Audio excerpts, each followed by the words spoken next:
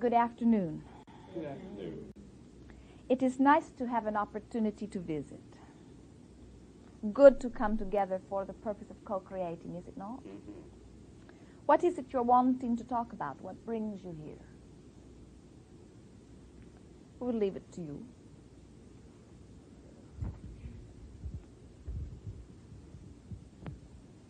Abraham, I would like for you to try to clarify in my mind about counterparts, counter selves, and your inner being. Is this inner being possibly, do we have counter selves living simultaneously with us that have the same inner being and feel the same joy? You do, and through our inner being? Or is it just like a reincarnation explanation, like you're living all your lives at the same time? the word counterpart indicates more than one physical being coming from same inner source of energy. And whether it is happening simultaneously or in a time past, it would still be considered counterpart. In other words, all of your past lives would also be considered counterpart to that which you now are living.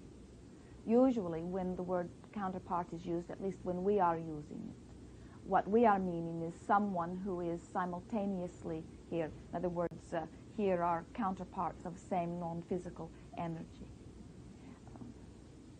Because your physical orientation confuses most of you,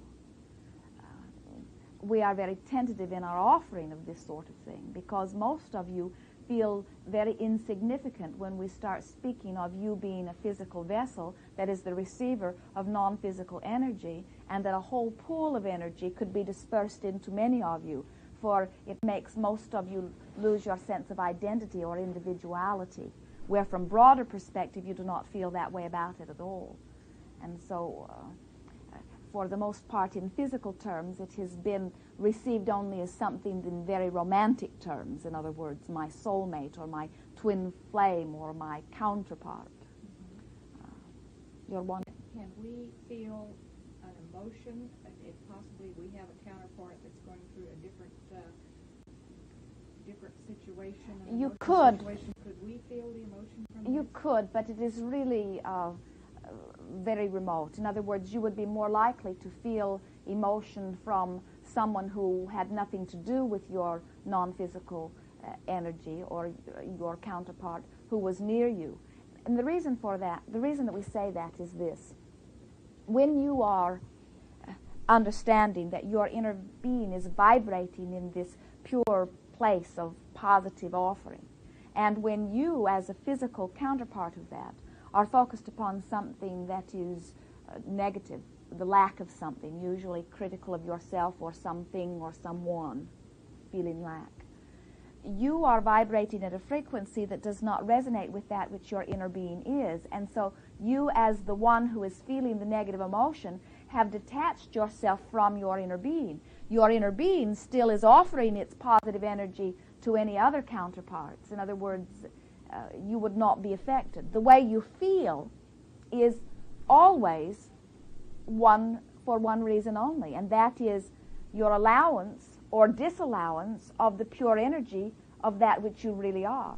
And so you can see that other physical counterparts would have absolutely no bearing on your receiving of the pure energy from your own inner being. Mm-hmm. Does that make sense to you? Okay. There is much confusion about that because so many of our physical friends are still wanting to give someone else the credit or the blame for what they are living.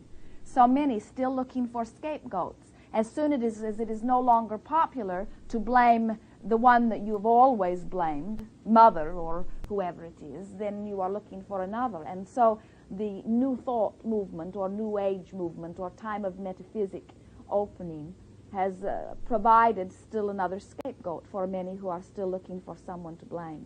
But it is not that way. Okay. For about the last 8 years, I have had a great interest in opera. I've never been exposed to it, have never been to an opera. I do not understand what they're saying, the words, but it just gives me great joy to listen to operas. And I keep thinking possibly I have a counterpart counterpart somewhere that's on stage singing Aida, either in the tenor part or the soprano It part. is possible, but a stronger reason for it is that the music is the expression of the soul. In other words, when, as physical beings in the environment that is pressing around most of you in your society, there are few things that resonate powerfully with that which you really are. In other words, most of you are so lack-oriented that most of you have literally cut off your life force. At least you have a tourniquet upon it so that it is not flowing easily and purely. And there are few things, music being one of them, that puts you in a place where you can allow the offering or the receiving. The offering is always there, but where you put yourself in the place of clear receiving of that energy. We would say it is something more like that. Certainly, your inner being has very clear memory of its favorite parts of physical life experience. In other words, your physicalness has always had non-physical counterpart, and it has always been the same, you see, the same evolving, growing, magnificent energy. And so it is possible that that which is very much enjoyed is something that is inspired within you. But it does not mean that you necessarily have some non-physical counterpart. And the reason that we are not going along with that game that is played by so many is, if that is true, then the one that is being murdered is surely affecting your experience too, and the one that is dying of something is surely affecting your experience too. And we say, you are creator and attractor of your experience, and you really have total control, and there is not the powerful influence that the weak ones would like you to believe that there is. Good. Well, I'm only going to recognize my soprano pleasure in listening to good opera and watching a ballet. I'm not necessarily, that's not a counterpart or a previous life that I've had anywhere. It can be, but it is not necessarily so. And it's just because I enjoy and to believe that there is a distortion of ideas that may lead you to greater distortion. Okay. That's just because I enjoy it. Okay. It brings me pleasure. It is difficult to explain why anyone enjoys anything, because it is the balance of thought that you are living. And there is so often, do you not have a wave of pleasure that you cannot necessarily identify or pinpoint to any one thing? And it is because thoughts dovetail into one another and until you can reach a sort of crescendo, you see. And to try to isolate the reason is really a counterproductive endeavor. So much better to say, I'm happy because I want to be happy. I'm happy because this is the direction that I choose, and because I choose it and because I am attractor, I attract it. Rather than saying, well, I'm happy because you are doing this, and because that leaves you in a position of floatingness. That makes your feeling of happiness or sadness dependent upon somebody else somewhere in the universe upon which you have no control, you see. And it is just not that way.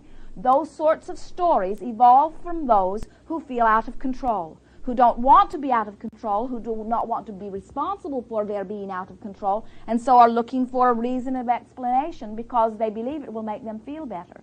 And we say, if it does make them feel better, it is only temporary. Because the true message, whenever you are giving someone else the credit or the blame for what you are feeling, the true message is you're out of control. The true message is you have no way of guiding your experience, when there is no truth at all to that. You are guiding every part of your experience. Okay. When I was a kid, I was trying to understand all of this non-physical, life, and the kind of a picture I had. Remember, once I was out on a golf course, and this came to me, that it was like we were these beings, and then this giant would swallow us, and which meant that's how we were born, as we came through his mouth from out in all this space into the into being born, and then our whole lifetime was traveling through his intestines, all and all the other microbes, billions and billions of us, and then having our whole experience, and then we were reborn again back out in another way, formed back out into thing. But then that's the only way I could get a picture of it. Then my thought was, but then the giant would have to be a little microbe also that's being swallowed and something, something, something, and something, and then that it would go on indefinitely. What would lead me to a thought like that? Reality. There is some reality to it. The essence of your offering is pure. The specifics of it are hard to swallow.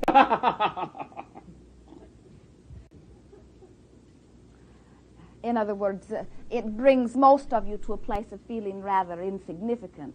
Well, I saw the microbe was having a full life experience within the As giant. long as you are feeling whole in your littleness, we heard you start with that word and then leave it out because it does indicate diminishment to some. But all of us are part of that which is more. In other words, each of us, as we come together with one another, are adding unto that which is, which means that that which is continuing to become more and more and more. Like the giant would be getting fatter Now, all the time. some could feel insignificant as they see themselves as this small part, with the whole getting bigger and bigger. Then the distinction or variance between me and all that is getting greater and greater and greater. Therefore, as all that is gets more, I get less. And that is usually the physical response to a scenario such as that which you've offered. But when you are understanding your supreme value to the all that is, and when you are recognizing your ability to participate within all of it, and you feel your connectedness with the whole, then as all that is evolves and grows, you evolve and grow in your feeling of beingness and oneness with it, and there is no feeling of insignificance. Is there any consciousness whatever, anywhere, that has control or say-so, in my experience, above my own personal control, in my experience? There is not, but there is, we must very carefully qualify that your own control goes beyond that which you would identify only as your conscious control. In other words, you are influenced, as you were asking in the opening regarding the compulsion or the attraction to something that makes you feel very good. That compulsion is influence that is offered from broader perspective. It's more like guidance, though, than control. Well, is there? There is no control, ever, but influence. Like as we were children, influence from parents, is that the same? Anyone that stimulates your thought and causes you to ponder the thought has influenced you, because now you are attracting by virtue of that thought that you are considering. Influence is being stimulated to thought. So when somebody says, the devil made me do it, the devil didn't make them do it. The devil may have influenced their thought, but they had the final choice in whether they did it or not. I'm just, that's just a term, devil term. You receive influence from any place you are listening. In other words, if you are one who is very clear about your set of intentions, then you are very specific in controlling the source of the influence that comes unto you. If you are lackadaisical, as most are, not doing much of anything on purpose, especially, now we should qualify that also. Most of you are rather purposeful regarding action. In other words, you pay attention to where you go, you pay attention to where you sit, many of you pay attention to what you wear. We watch you, you pay attention to what you eat, you even pay attention to the restaurants where you go. You know the ones that you are wanting to eat at and the ones that you are not. You pay attention to those that you spend time with. In other words, you're rather picky beings in terms of the things that you do. But most of you are not very picky in terms of the thoughts that you peruse, you see. You are rather lackadaisical in the thoughts that you allow to penetrate, because most of you do not understand the power of thought. Your inner being does. Your inner being understands the power of thought and is aware, and therefore is offering you guidance to help through the form of emotion to help you know whether you are in the process of attracting or allowing in